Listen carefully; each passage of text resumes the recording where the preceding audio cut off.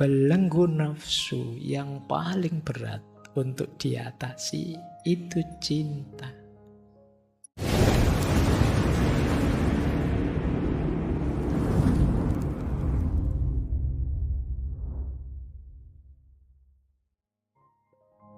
Assalamualaikum warahmatullahi wabarakatuh. Bismillahirrahmanirrahim. Belenggu nafsu yang paling berat untuk diatasi itu cinta. Nah, beliau tidak menyalahkan orang jatuh cinta. Wong jatuh cinta itu manusiawi. Beliau nanti membagi dua cinta itu, ada cinta yang tercela, ada yang tidak tercela. Tidak tercela itu ya kita suka dengan orang, cinta dengan seseorang, kemudian kita ekspresikan, kita ungkapkan itu di jalur yang seharusnya dengan mempertimbangkan nilai-nilai dan norma-norma. Tapi ada yang jenis tercela. Jenis tercela itu ya kita mengumbar, tidak mengendalikan hasrat dan keinginan kita di luar kewajaran norma-norma. Beliau punya rumus begini, cegahlah api itu jangan sampai membakar. Aku tidak mengatakan padamu padamkanlah. Aku juga tidak menyarankan padamu cegahlah air itu jangan sampai menenggelamkan. Akan tetapi aku sarankan padamu untuk berenang. Jadi maksud beliau, kalau kita sedang jatuh cinta itu kan ada nyala, ada api dalam diri kita. Tidak apa-apa, manusiawi. Manusia punya syahwaniyah tadi, punya hotobiyah tadi, juga punya natikoh yang awal tadi. Jatuh cintalah, tapi jangan terbakar oleh cinta. Tenggelam dalam cinta tidak apa-apa, tapi bisalah berenang. Ketika kamu bisa berenang, kamu bisa menguasai arusnya. Kalau tidak bisa, ya kamu wassalam, selesai. Dibakar oleh cinta, ditelan oleh cinta, akhirnya kamu tidak bisa ngontrol dirimu. Apapun kamu lakukan, alasannya demi cinta. Ini cinta yang negatif, yang tercela. Makanya dulu kita belajar filsafat cinta, misalnya ketika kita masuk ke tokohnya Erich Fromm, beliau bilang, jangan hanya jatuh cinta, jangan hanya falling in love, tapi juga tegaklah dalam cinta. Standing for love. Falling in love itu manusiawi, natural. Setiap orang jatuh cinta. Tapi menegakkan cinta itu tidak banyak orang bisa. Kita yang harus belajar melakukannya. Jangan terbakar oleh cinta, jangan jatuh oleh cinta. Jangan tenggelam dalam cinta, tapi kita tegakkan, kita ekspresikan cinta di jalan yang sesuai norma, sesuai nilai yang kita yakini. Sehingga cinta yang bagi banyak orang mulia, itu tidak kehilangan kemuliaannya. Jangan sampai nanti orang tidak percaya lagi, jangan sampai orang putus asa dengan cinta. Alah, cinta-cinta paling akhirnya yang ngamar nanti. Nah, misalnya itu orang sudah tidak percaya lagi dengan cinta. Karena kelakuanmu dewe. Jadi kamu sendiri yang merendahkan, menjatuhkan nilai cintamu. Ini yang diwanti-wanti benar nanti di hampir separuh kitab Dhammul Hawa itu bahas ini. Bahkan beliau nanti di belakang nyinggung-nyinggung Laila Majnun dan banyak cerita-cerita cinta. Yang menurut beliau tidak seharusnya begitu. Cinta itu menghidupkan, membebaskan. Tidak menjatuhkan, tidak menenggelamkan atau membakar kita. Baik, tentang cinta kita sudah sangat banyak sering cerita. Ini yang menarik, yang tadi saya bilang ya, patah hati. ini kadang-kadang lebih membahayakan. Orang patah hati lebih sering lepas kendali. Jadi lebih sering keluar jalur ketika sudah patah hati. Sering saya bilang ya, cinta dan patah hati itu energinya luar biasa. Orang patah hati itu bisa secara sekaligus marah, kecewa, dendam, apalagi dengki, apalagi overthinking, sangat sedih, sangat stres. Itu kan ngumpul di situ semua orang patah hati. Dan patah hati itu ya tidak hanya urusan pasangan, pacar atau pasangan suami istri, atau dalam banyak hal kita sering patah hati. Belenggu nafsu yang paling berat untuk dipatahkan itu patah hati. Orang patah hati itu ngontrolnya sangat sulit. Maka beliau mengajukan beberapa tips, saran untuk mengatasi patah hati. Agak banyak, tidak apa-apa ya. Yang pertama, menjauh. Bahasa lain kalau hari ini kamu healing lah, jalan-jalan kemana gitu. Jangan di situ terus. Kalau di situ terus kamu tiap hari ketemu, nanti kamu tambah sumpek, dia sudah punya gantinya. Sudahlah, kamu ngalah saja, mikir-mikir kamu jalan kemana, healing kemana, senangkan dirimu. Jadi bepergianlah. Hindari sumber-sumber yang menyakitkan hatimu terus-menerus. Karena kesedihan yang terus-menerus, tidak ada akhirnya, menghancurkan jiwa. Healinglah. Jalan-jalan. Kalau tidak punya biaya pak, jalan kaki aja, keselmu. Jadi hindari tempat-tempat, momen-momen orang-orang yang mengingatkanmu pada kesedihan. Ini tips konkret ya dari beliau. Pak gimana pak, wong kita satu kampus pak, satu kelas pak, satu. Ya. Kamu cepet-cepet lulus saja biar enggak lama-lama bareng-bareng ya. Jadi itu tip pertama. Yang kedua, kayak tadi ya, sibukkan diri. Jangan diam saja, jangan di kamar saja, jangan ngelamun terus. Cari kesibukan. Kata beliau, ketika hati sudah disibukkan dengan kesibukan selain dirinya, maka perlahan-lahan cinta dan rindu itu akan tergerus. Dan pasti sedikit-sedikit akan bisa melupakannya. Jadi cari kesibukan lah, kamu ngapa-ngapain lah itu ya, kayak tadi lah, bawa nyapu-nyapu sak kos-kosan, apa nyuci-nyuci bajunya semua temanmu, apa-apa gitu, wis pokoknya sibuk lah, baca-baca apa-apa. Atau cari yang baik-baik, kalau udah ada yang pokoknya saya bertekad setiap 3 hari khatam lah, yang baik-baik gitulah. Coba kamu nagar ropo lah gitu, sekiranya suwibuk kamu itu pokoknya. Dalam rangka apa kalau bahasa psikologinya?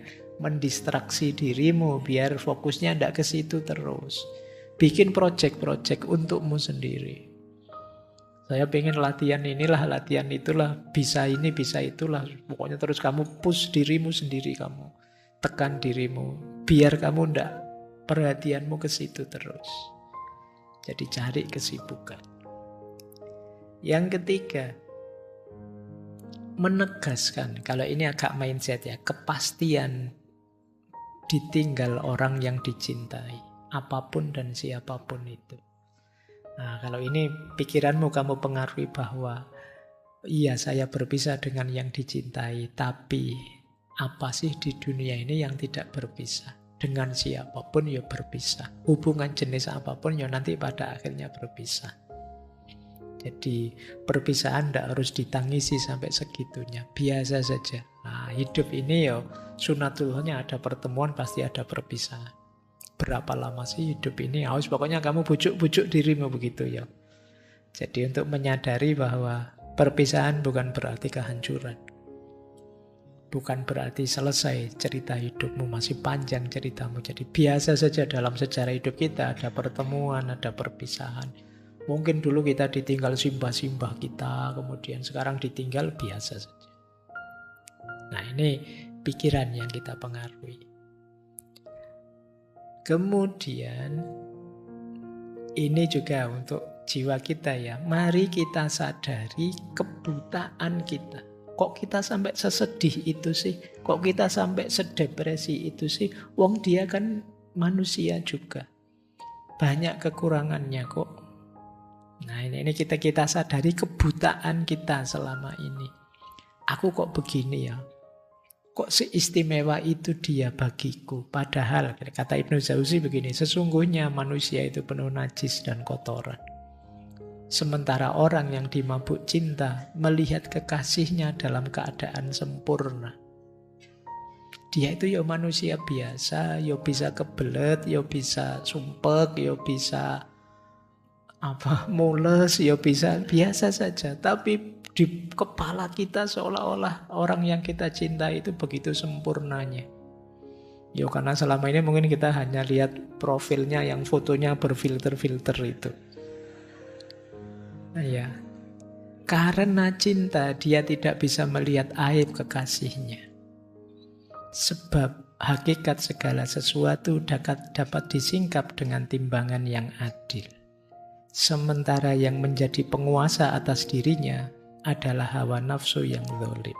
Itu akan menutupi seluruh celah, sehingga akhirnya orang yang dilanda cinta melihat kekasihnya yang jelek menjadi jelita. Kalau sudah buta, ya kalau sudah jatuh cinta kan gitu. Tidak ada yang paling cantik, paling hebat, paling jago kecuali engkau. Nah, kebutaan semacam ini kata saya Ibnu Jauzi kadang-kadang menjebak kita. Jadi kalau patah hati rasanya kayak sehancur itu, padahal apa iya sih? Jangan-jangan ditinggal dia itu manfaat dan maslahat dan barokah yang luar biasa untuk hidup kita misalnya. Cuma kita tidak sadar saja. Kita hanya melihat satu titik, kita yang ditinggal, kita yang berpisah. Nah, ini pelajaran untuk jiwa kita. Kita lanjutkan. Nah, terus merenungi akibat, kemungkinan akibat dan resiko yang akan ditimbulkan jika kita memaksakan untuk tetap bersama pilihan kita. Iya ya, saya sekarang berpisah, sekarang dia dengan orang lain. Kalau saya masih maksa harus sama dia, yo nanti jadinya saya yang menghancurkan hubungannya dengan orang lain. Saya jadi penjahatnya nanti, atau sebaliknya nanti jangan-jangan dia malah tidak bahagia. Bisa sih saya rebut dia lagi, wong dukun juga banyak misalnya.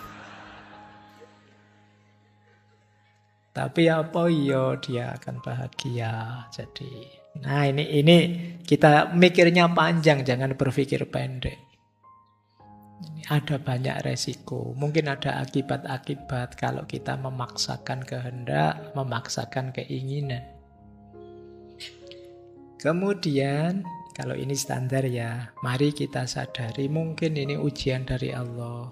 Jadi kesedihan memicu kita introspeksi muhasabah. Mungkin aku pernah salah apa, mungkin aku kurang apa yang harus aku perbaiki dengan diriku. Kalau masih sulit, boleh dilanjutkan. Kita renungi hal-hal yang sia-sia selama bersama. Mungkin waktu yang sia-sia, mungkin hal-hal penting yang terlewatkan. Iya ya, kemarin aku terlalu fokus ke dia sehingga kuliahku keteteran. Oh, aku terlalu membela dia. Sudahlah, tidak mengulangi kesalahan 2 kali. Nah, ini merenungkan. Kita renungi, kita pengaruhi diri kita. Terus, kalau masih sulit, kita juga tegaskan dalam diri kita bahwa saya sedih terus-terusan begini juga tidak baik tentunya ya untuk diriku, ya untuk siapa saja yang berhubungan dengan aku. Aku harus bangkit. Aku harus tegak lagi, berjuang lagi. Dan yang terakhir kata beliau, jalan paling cepat untuk move on itu apa? Menikahlah. Ya sederhananya cari gantinya sudah. Jangan mikir yang lama. Sudahlah, ayo gerak ke depan. Move on lah. Jadi jangan stuck berhenti di situ ya. Kalau urusannya hawa nafsu yang tadi ya menikah saja. Kalau ada yang mau. Ya kalau kalian siap. Oke, itu beberapa upaya. Beliau mengakhiri begini. Jika pada akhirnya setelah kita berusaha sekuat tenaga untuk melupakan semuanya, tetapi masih saja terasa menyiksa, maka tidak ada hal lain yang bisa kita lakukan selain pasrah dan berdoa. Biarkan Allah yang mengatur hasil terbaik. Ini ada tips doa dari Syekh Ibnul Jauzi. Ilahi qad fa'altu ma'atabtu fahfidli ma la taqata li bihifdhihi. Ya Allah, aku telah melakukan semua yang aku mampu. Selebihnya jagalah aku dari apa yang aku tidak mampu menjaganya. Nah itu kalau sudah puncak-puncaknya kamu patah hati, stres, sudah melakukan segalanya masih sulit mengatasinya, pasrahkan pada Allah, sampaikan pada Allah, ya Allah, semua yang aku bisa lakukan sudah aku lakukan, sisanya aku pasrahkan padamu. Ilahi qad fa'altu ma ataqtu faghfirli ma la taqata li bihifdhihi. Baik, ini doanya. Kok semuanya nulis? Ini baru patah hati semuanya ya. Oke. Beliau juga ngasih tips. Kalau berat hati kita, ada beberapa cara untuk meringankan hati. Biar tidak terlalu berat, tidak terlalu terbebani, tidak terlalu depresi. Ini kayak tombok hati ya, tapi lebih banyak, tidak hanya 5. Yang pertama membaca Al-Quran. Maca Al-Quran sak maknane. Jadi sambil dipahami maknanya, artinya, biar pikiran kita tidak terlalu mikir ke dia. Yang kedua zikir. Banyak-banyak mengingat Allah sambil duduk, sambil berbaring, sambil berdiri. Banyak-banyak zikir, pokoknya Allah saja yang kita bunyikan dalam diri kita. Setiap kali kegelisahan itu muncul, Allah kita hadirkan. Itu namanya zikir. Selanjutnya menjenguk orang sakit. Melihat saudara-saudara kita yang kesulitan dengan penyakitnya, mungkin lebih meringankan kita. Alhamdulillah saya masih dianugerahi kesehatan, meskipun seberat ini bebanku. Menjenguk orang sakit, kita bisa berbagi rasa juga meringankan beban kita. Kemudian mengiring jenazah juga begitu ya, seperti orang sakit tadi kita sadar, ngapain aku sesedih ini, sesetres ini, berapa panjang umurku, semua orang pada akhirnya akan meninggal. Aku kok sibuk menghabiskan waktu hanya untuk sedih dan depresi. Saatnya sekarang siap-siap untuk yang pasti, yaitu kematian. Kemudian ya lanjutnya tadi berpikir tentang kematian, menyadari kematian. Kemudian sholat. Sholat yang sungguh-sungguh ya, sholat yang khusyuk, yang dengan hati, bukan sholat yang formalitas. Itu menenangkan. Cuma sholat ini bagi kita yang nganggap sholat itu hanya beban, ya mungkin begitu sholat mau alah sudah adzan, mesti gitu ya. Sholatnya sulit jadi penenang hati. Sholat yang sungguh-sungguh, yang lahir dan batin kita ikut sholat. Kepasrahan kita yang sejati itu kan manifestasinya antara lain dalam sholat. Terus menyedikitkan makan. Jadi yuk intinya banyak puasa. Biar sadar betapa kita itu memang makhluk yang lemah. Sehingga tidak pantas kok maksa-maksa keinginan kita. Tanpa pertolongannya Allah, siapa kita? Dan yang terakhir, jangan banyak-banyak ketemu orang, karena Kadang-kadang orang lain itu jadi sumber, mungkin dia komentar yang jelek, mungkin dia mempengaruhi kita dengan hal yang negatif dan lain sebagainya. Kadang malah nambah beban. Maka kita persedikit pertemuan dengan manusia, kita perbanyak kedekatan dengan Allah. Ini akan jadi peringan hati kita. Baik, itu tipsnya. Semoga setelah ini bagi yang sedang patah hati karena apapun, paling tidak ada jalannya. Tidak buntu, tidak sedih. Paling tidak kita tahu caranya mendekat pada Allah. Oke, saya ada beberapa quotes dari beliau. Ada banyak sebenarnya, menarik semua. Tapi saya ambilkan beberapa ya. Nanti saya baca cepat saja karena sudah mau jam 10. Bahan renungan teman-teman. Ini ngaji kitab kuning beberapa ya. Inna masyaqqatat ta'ati tadhabu wa yabqa thawabuha. Wa inna ladzatal ma'asi tadhabu wa yabqa iqabuha. Sesungguhnya keletihan karena melakukan ketaatan pada akhirnya juga akan hilang. Dan yang tersisa adalah pahalanya. Dan kenikmatan melakukan maksiat juga akan hilang. Dan yang tersisa adalah hukumannya. Selelah apapun kalian melakukan kebaikan, lelahmu juga pada saatnya juga akan pulih. Capeknya hilang. Tapi sekarang yang sisa adalah pahalanya, kebaikan buahnya.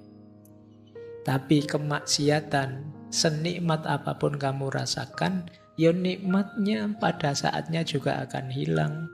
Tapi kalau itu kemaksiatan, yang tersisa adalah hukuman dan efeknya. Kalian siap-siap merasakan itu. Lanjut. Wah, ini terpotong sebentar. Kalimatnya terpotong ya. Sofih wasamih. Sofih itu lapangkan dada, wasamih dan maafkanlah. Wadda'il khalqa lil khaliq. Fanahnu wahum rohilun. Af'alul khaira mas mahmas taswur tahu. Jadi maafkanlah, lapangkanlah dada. Jangan pendendam, jangan susah memaafkan orang lain. Biarlah urusan makhluk diurusi oleh kholiknya. Kita dendam itu kan sebenarnya ingin mengambil jatahnya Tuhan, menghukum orang.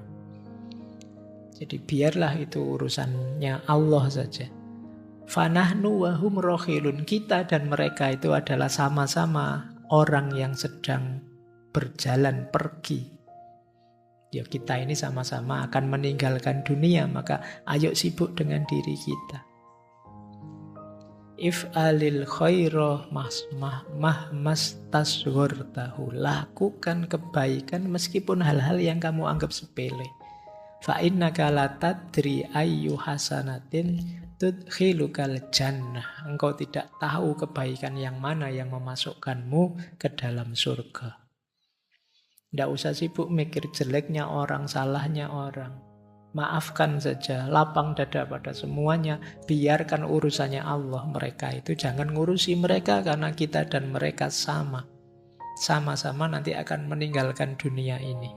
Lakukan kebaikan sekecil apapun, seremeh apapun, karena kita tidak tahu kebaikan mana yang membawa kita ke surga. Itu quotes-nya dari beliau. Ini untuk anak-anak muda.